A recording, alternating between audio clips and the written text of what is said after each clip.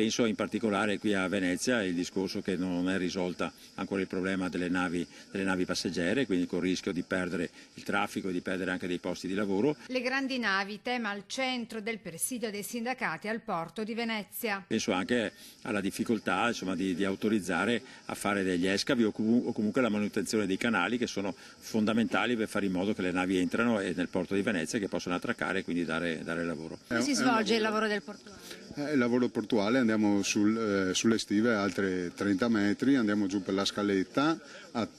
per 30 metri e svolgiamo la pulizia delle stive, che può essere ghisa, che può essere ferrocromo, che può essere ferraccio, che può essere container, che può essere tutta una serie di cose, di materiali, ed è una volta fino a 15 anni fa abbiamo portato il cosiddetto sacco in spalla da 50 kg, insomma, mio papà ne ha portati da 100, stiamo lottando per il rinnovo del contratto,